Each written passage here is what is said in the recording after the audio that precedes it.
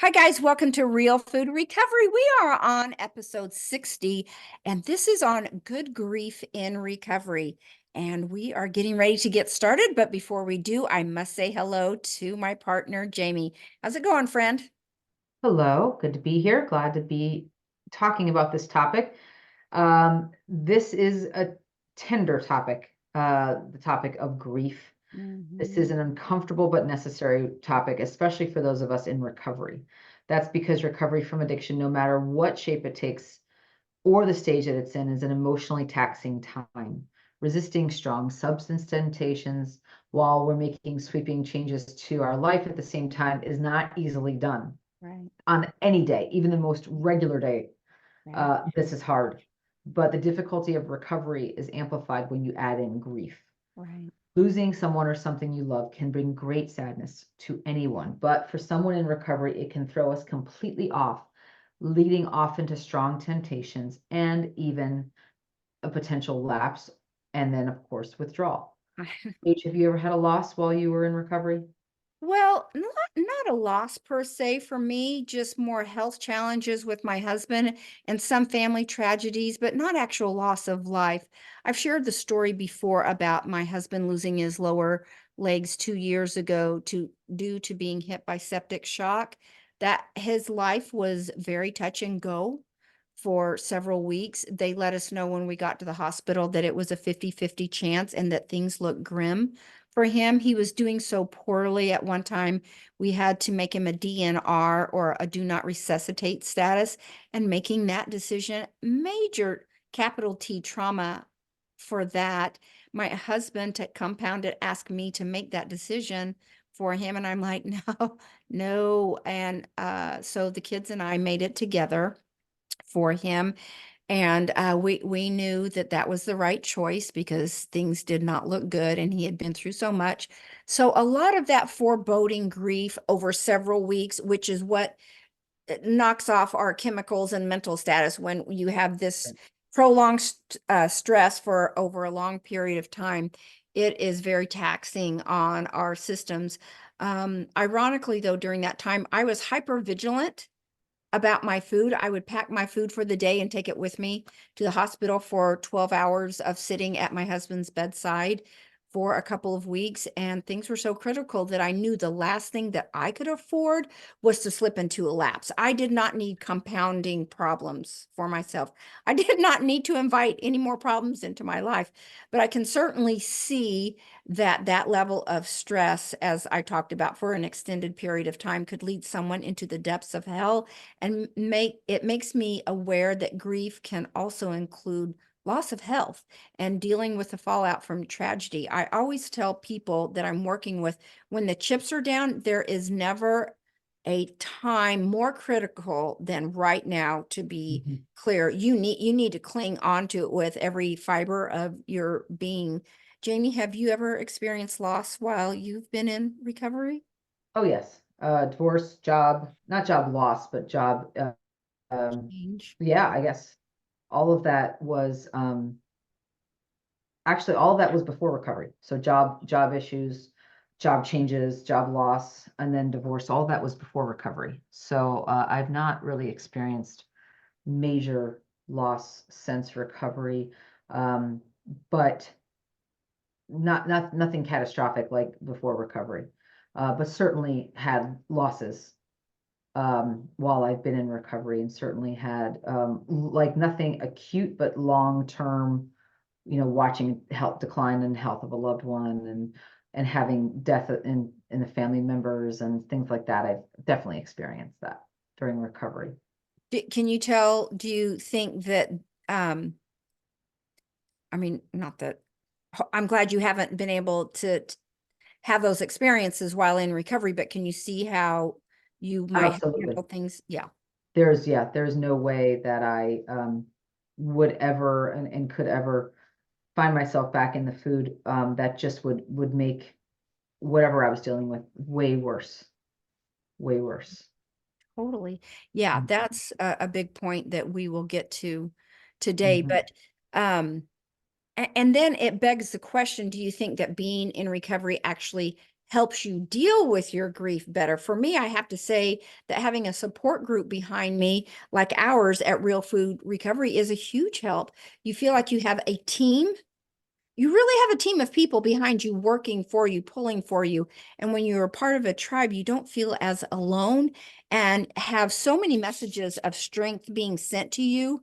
That's one of their Mhm. ways of support. Those messages are usually filled with thoughts of hope and perspective, which greatly affects your mental status. Do you want to weigh in on your thoughts around Yes. that? Yeah, so, again, my biggest losses were before recovery, and I tried to handle them on my own because that was just what I was taught. I had family around, or friends around here and there, but it wasn't ever a consistent show of support, um, from folks that really just genuinely wanted the best for me. Sometimes there were consistent shows of support from people who were just not able to give me what I needed, or not able to give themselves what they needed. So there was a lot of uh, um, trying to sort of figure things out after after the divorce, or after the grieving. But it was in recovery where I finally found an opportunity to really connect Mm-hmm. with a community that was just purely wanted to have my back. Right. So my Well, biggest, I want to talk for a minute about the complex connection between grief and mental health. Grief will prompt people to cope by tuning to their drug of choice to numb out, whether they have previous substance abuse issues or not. One reason is depression. Grief is well known to cause short or long term depression, even in people without a genetic or behavioral propensity towards the condition. Ironically, many depressed people turn toward extreme coping methods, which only furthers the addiction and exacerbates the depression. When we have grown accustomed to using substances to dull the pain and avoid experiencing negative emotions, studies have found this approach only prolongs the negative feelings and depression that comes with tragic events. Absolutely. it How makes about you, Paige? Yeah, that's such a good point. For me, I think I'm more guilty of shutting down emotionally, going to like, I want to call it an emotionally muted place so I can cope. I need a minute to wrap my mind around what is happening. I'm slow processor here. I've got to slow things down mentally to a snail's pace so I can have a chance to catch up with what's the goings on. I am Yes. sure that I'm trying to mimic the same numbing effect by checking out of reality. It's almost like when your body starts floating above the room to watch from afar. And I'm not sure if that's any better or not than using something to cope. I know I have to watch to not hang out in that place for too long. And I can Mhm. see where this starts crossing over into the comfort of denial. So I need to be aware of not shutting down too much, but I think it's okay just to take a minute to slow things down enough. So I think your body has a natural defense mechanism of Yes. going into kind of like a shock type state, and you just start Yes. slowing everything down because you've only got so many nerve endings. So like if you're in a car wreck or something like that, you can't feel pain because you Right. have so Yep. many pain receptor sites, and those all start closing off when you get in shock. Right. And it's only when you're in the safety that those start releasing again, and you're like, oh, ow, my leg's broken. But in the Right. moment of shock, you cannot experience full pain. So I got off sidetrack, but yeah, Yeah, well, the same thing would be true, right? Not just with our receptors for our nerves, right? It'd be yes, also true for the emotions, right? We're that's not able exactly to right. truly feel what we need to feel until we're in a safe space. Yeah, I almost think Um, it's a gift. yes. I do. We know recovery is difficult in the best of circumstances, especially in the early stages, adding to the fact that those in recovery are often raw from the process. So, Yes. how do we handle grief to not further compound the damage? We think one of the first things you can do is to lean in on the support community, as you were saying. Yeah. So, inside a recovery support group, you have people who have had similar experiences. And so they can understand you better than anyone else. They Mm. have compassion, empathy, and sympathy. So their advice is very credible since they come from a place of knowing. Not only that, you have a real sense of a strong foundation holding you up. Knowing you are not alone is huge in handling grief. And Mhm. lastly, they have an intimate relationship with addiction, so they can help guide you as to how to handle your emotions in a safe way. Yes. Very true. Since people with addiction have become experts at avoiding feelings, this can be especially jarring when you have to face the full raw emotions that come with loss. All the skills we learned in recovery to deal with and overcome obstacles may be the same positive coping skills we put into action again to deal with grief. So, leaning on those you trust for guidance is a great source of encouragement as you move through the stages of grief. Yes, I agree. We have four more tips that we think are really helpful. The first is to stay healthy. The mind body connection is so powerful, and even more so in times of great stress or emotions. Exercise stimulates a natural release of endorphins in the brain that relieves stress and boosts moods. Physical movement is also linked to better sleep, which can be helpful when normal sleeping patterns are thrown off during grieving. Easy or moderate movement may be the best thing during this time. When my husband was in the hospital those 10 weeks, the first 2 weeks, I only went to the hospital and then I went home to sleep. And after that, I knew if I was going to survive this, I had to get up out of that bedside recliner and start moving again. It helped me tremendously because I mean, at sitting for that prolonged period of time, you start getting aches and pains and you Oh, just yeah. don't feel well.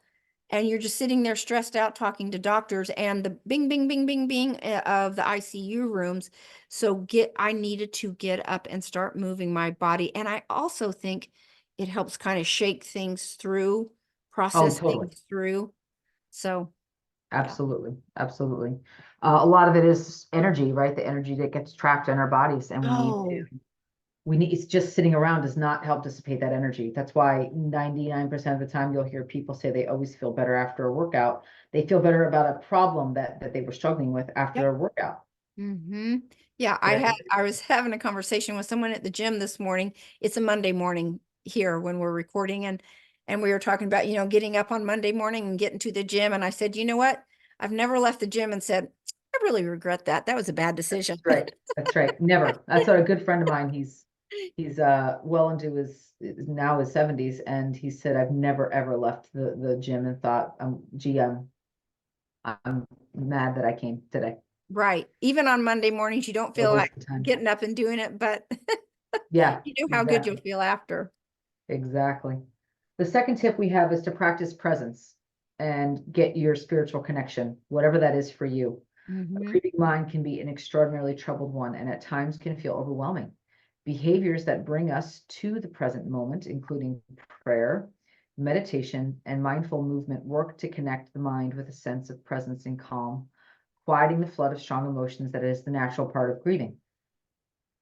For me personally, my spirituality involves my relationship with God. It brings me a lot of comfort during my grieving process, which I did go through a grieving process in recovery when I was going through, my adult child healing process, right? When I was realizing that the family dysfunction that I grew up in um, really left me with a template that was not sustainable in navigating the world. And I had to do a lot of grieving about how I was raised and the things that I didn't get, not just the ways that I did, get information or internalize things, but there was a lot that I didn't get and wasn't done or given to me, so to speak, as far as modeling. So I had to grieve that process.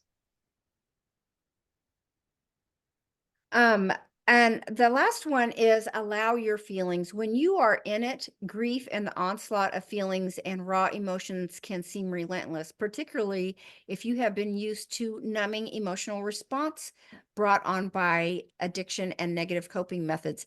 However, one important thing to remember is that these feelings are both normal and necessary. The grieving process is the brain's unique way of untangling. I love the way they put that this as we go through this time, the brain is trying to untangle and get a grip on what is happening here.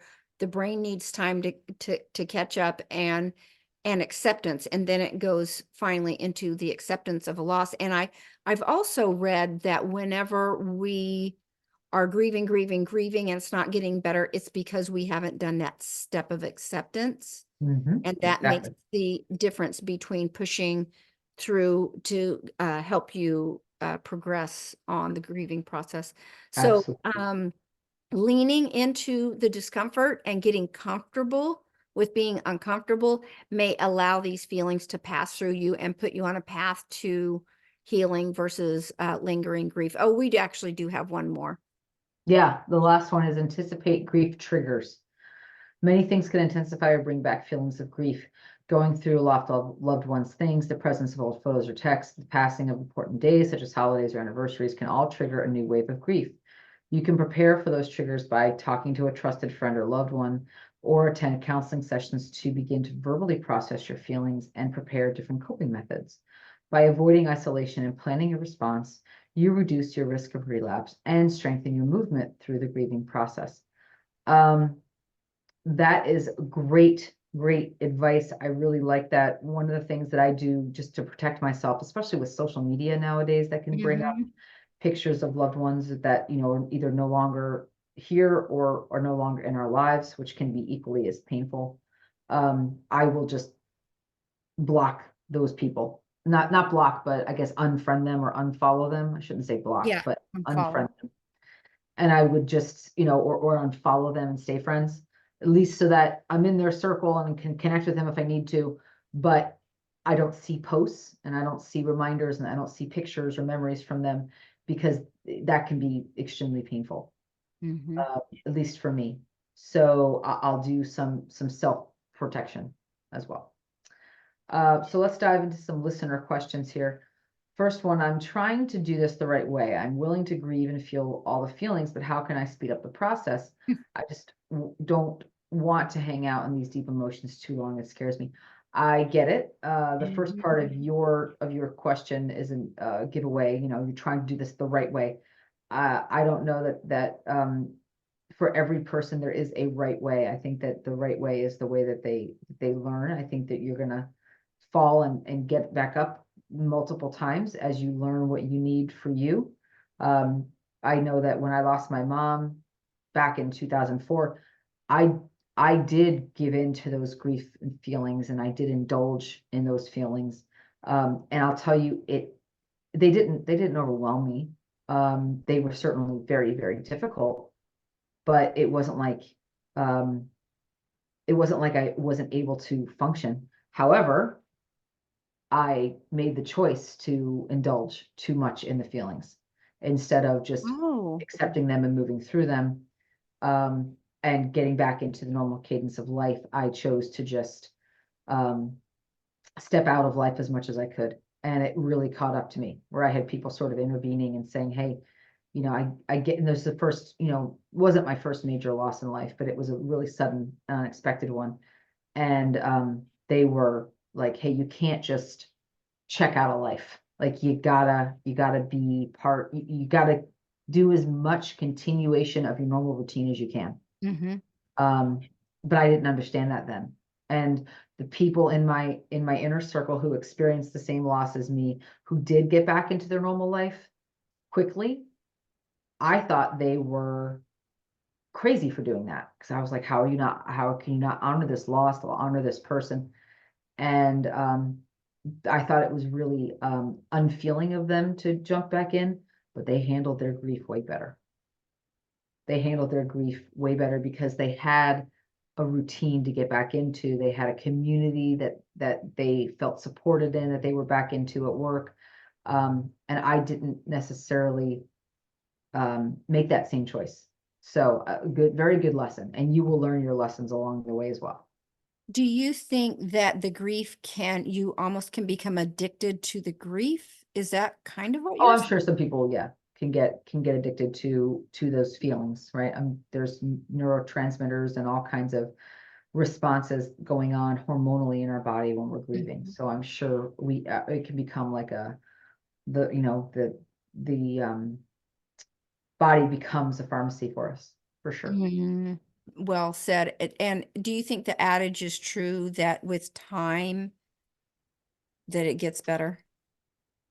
I just heard a quote about this in researching this episode, they said that to assume that, somebody, a writer wrote, to assume that time making grief better is to assume that the love was finite. So I don't know.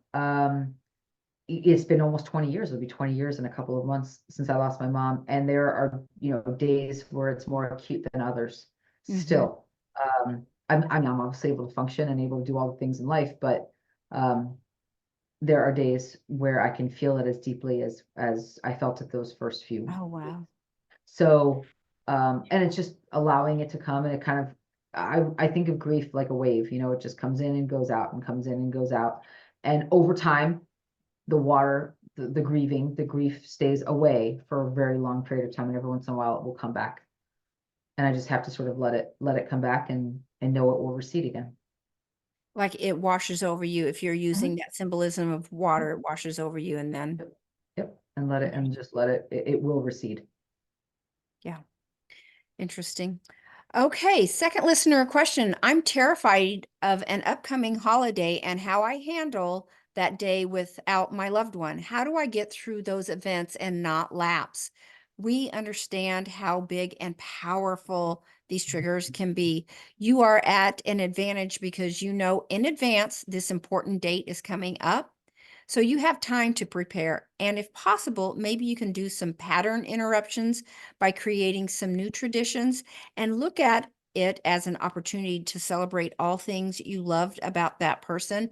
Try and face it head on and turn into a joyous occasion of honoring, making everyone tell a funny story. I love when people do that as a way of honoring their loved one is let's all tell a funny story about them. Or do Mhm. an activity that the person enjoyed. I like that too. Or just Mhm. try and pay forward an act of kindness in that person's name and Mhm. let the love be bigger than the sadness.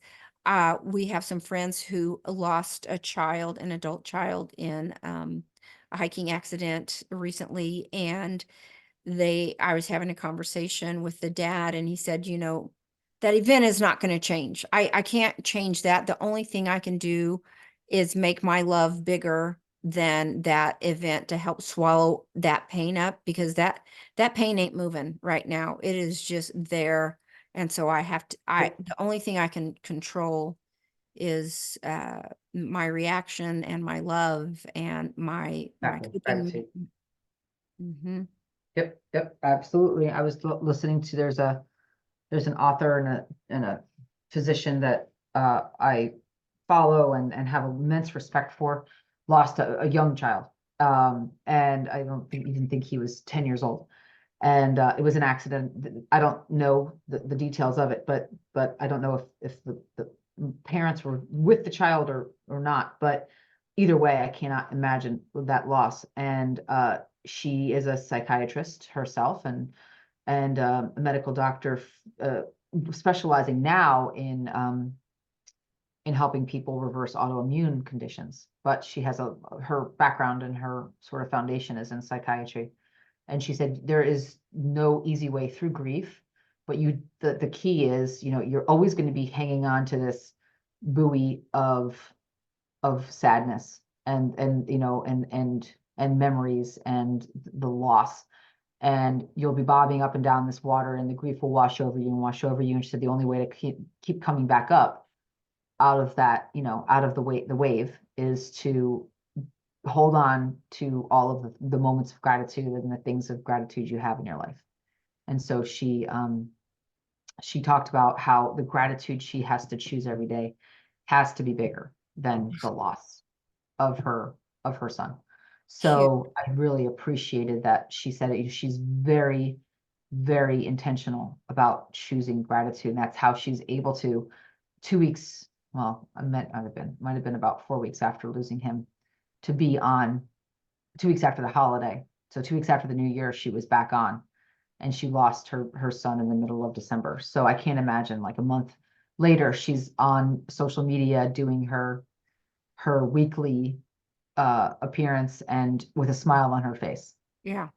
Like, I just can't imagine. But she said that life is still very much worth living, and she has a beautiful life, and she is grateful for it, and she's grateful for what she does have. And she said it doesn't does none of that replaces the sadness she feels. None of that diminishes the sadness she feels for the loss, but it allows her to focus on what she does have and what she can control instead of being in resistance to what she can't. So I'm I so thought that glad was you great. brought that up because for us, that saved our life because Mhm. we could have been down in the mire and just bemoaning our circumstances after my husband's loss of his limbs. But I'm telling you, what got us through was grateful because his hands were turning purple, his nose was turning purple, and Mhm. we were like, thank God you have your hands, Mhm. your face is intact, and you're still alive, and we can get these prosthetics, and you can drive now, and you can Yeah. golf again, and you can go to work, and you can play with the grandkids. It's not like it was. And like if he has a doctor's appointment and the grandkids say, well, will Papa get his legs back if he goes to the doctor's? Yeah. No, we're grateful we have an opportunity to explain to them, and they've got some life lessons in Yep. there. But I'm telling you, focusing on gratitude is a game changer of having a happy life. Mhm. When we were going through this, I'm going to tell a quick story. When we were going through this experiment or experience, I think I've told this story before. One of our surgeons said, I had two mothers that had babies about the same time. They both Mhm. got septic shock, and one mother, and they both lost their legs and maybe an arm. I'm not sure if it was both arms, but one mother soared and did fantastic afterwards, got her life back, doing everything. And the other mother stayed in the wheelchair, negative, Mhm. negative, negative the whole time. And to Mhm. this day, she has never progressed out of the bitterness and anger, and it's Right. shown up in every area of our life. And I've Mm. told this story too about when we got to the hospital and the doctor said it's a 50-50 chance.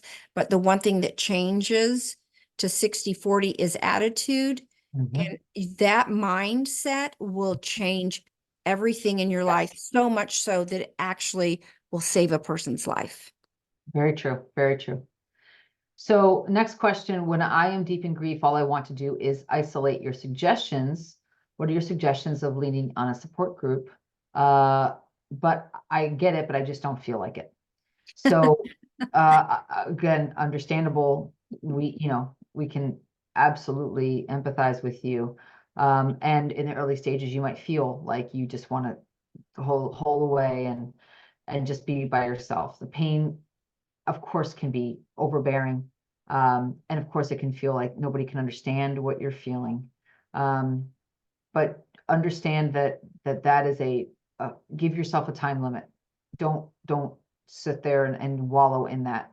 Take it from somebody who did years ago when I didn't know any better, and there was nothing good that came from it. Nothing. There was I gained 200 pounds. I had, horrible just wreckage of life and family life. And I absolutely was not my best self in any way, shape, or form during that period because I was so focused on what I didn't have and the pity party. So again, once I understood that I was waiting to feel better and wasn't sure why I wasn't feeling better. But the reality is I had to take action so that I would feel better. Actions drive emotions.